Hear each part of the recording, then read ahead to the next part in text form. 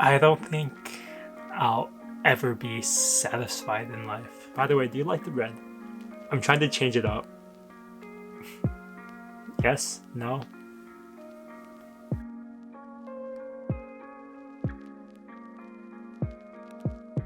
I've been reading the 48 Laws of Power, and the author, Robert Greene, he has this super cynical view on the world.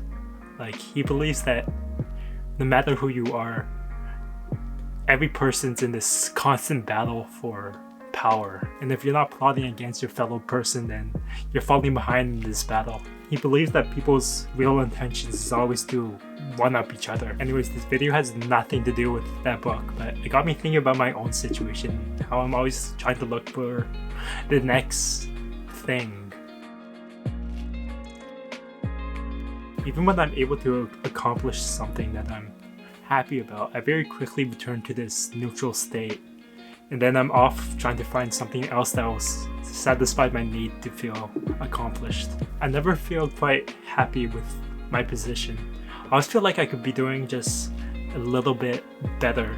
There's this concept in psychology called the hedonic treadmill that observed the tendency for humans to return to a set level of happiness called the hedonic set point over a period of time, regardless of the positive or negative events that happen in our lives. And this hedonic set point is different for each person. If you're a relatively happy person, then the hedonic set point will be happier. Same thing if you're a generally sadder person in life. You'll generally be sadder over a period of time regardless of what happens. And I'm not gonna lie, I think I lie on a little bit of the negative side, which is funny because people have told me how positive they think I am. And I look at them sideways like, really?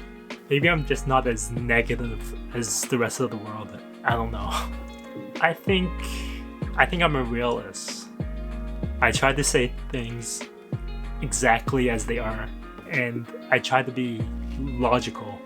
But I realize that probably means I'll never be completely happy with where I'm at life. I think I'll always want to outdo myself. Doing nothing makes me really uneasy and anxious and, dare I say, depressed. Something I've noticed fairly recently is that I enjoy the process of trying to achieve something more than I enjoy the accomplishment of being able to do that thing. I'm all about the puzzle and the game, so to speak. When I feel like I completely understand something, I get immediately bored out of my mind and I no longer have the motivation to continue doing it. And because of that, it's very difficult for me to have the same path for too long. I start to feel like something more could be done. I'm the type of person who constantly needs something to change. The sort of nervousness that you get when you try something new drives me. I don't know if it's healthy or not, but that's how I'm able to stay focused and motivated to get shit done. And there's really two ways that you can look at this. On one hand, I think it's good that I don't have this tendency to want to settle. Imagine if I just got to a certain threshold and was just like, alright, great, now I'm good. And just like stopped wanting to progress. I'd like melt away. I think it's a natural human trait to want to move forward and progress. And I think a factor in that is feeling like we're not satisfied with our lives. I think that makes sense. If you're not happy with where you are, you want to take action to change that. On the other hand, if you never feel like you have enough, over time, things could start to feel a bit futile. Like, what's the point of doing anything if you never feel accomplished? I've always been the type of person who dreamt bigger than their talents would allow. Like, I would try to film Hollywood-grade movies when I don't even know how a camera works. And this often put me in a position where I often felt inadequate when really, maybe I'm just being a bit hard on myself and not giving myself the sufficient room to grow. It takes time to develop those skills, and I need to learn how to be patient with myself.